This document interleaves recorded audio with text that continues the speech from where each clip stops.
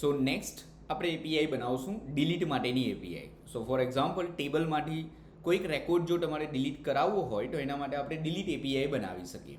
Okay, સો delete એપીઆઈની અંદર શું થશે, આપણે મેથડ તરીકે ડિલીટ યુઝ કરશું અને એક આઈડી પાસ કરાવશું. જે આઈડી આપણે પાસ કરાવશું એ રેકોર્ડ ડિલીટ થઈ જશે. Okay, so app dot delete same route આપણે યુઝ કરી શકીએ. આ એક આઈડી પાસ કરવાની છે. So ID request response.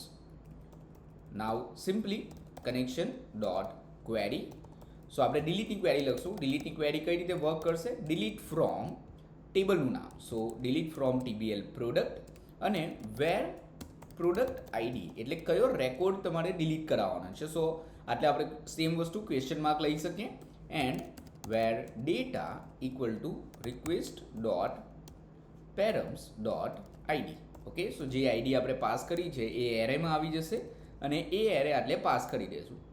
સો એ શું કરશે, જે ફર્સ્ટ ક્વેશ્ચન માર્ક છે તો આટલે એરેમાંથી ફર્સ્ટ વેલ્યુ લઈ લેશે. ઓકે, રેકોર્ડ ડિલીટ થઈ જશે તો ડિલીટમાં તમને બે પેરામીટર મળશે, error and result. Okay, so if error હશે તો રિસ્પોન્સમાં આપણે સેન્ડ કરાવશું એરર અને else response dot send result. Okay, જે રિઝલ્ટ હશે તે સેન્ડ થઈ જશે. ઓકે, સો ચેક કરાવીએ. સો અત્યારે આપણે જે 7 નંબરનો રેકોર્ડ છે એને ડિલીટ કરાવશું. સો સિમ્પલી આટલેથી 7 પાસ કરશું અને ડિલીટની એપીઆઈ સેન્ડ કરો.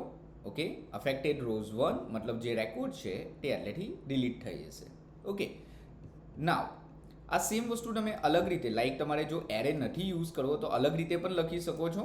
સો સિમ્પલી આટલેથી જો તમે એરે નહીં પાસ કરો અને સિમ્પલી આટલે આપણે કોન્કેટ કરી દઈશું તો પણ ચાલશે. So request dot params dot ID.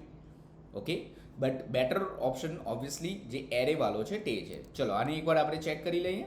સો આપણે જે 4th નંબરનો રેકોર્ડ છે એને ડિલીટ કરાવશું. સો આટલેથી 4 સેન્ડ કરો. Okay, affected rose and 4th નંબરનો જે રેકોર્ડ છે તે આટલેથી ડિલીટ થઈ જશે.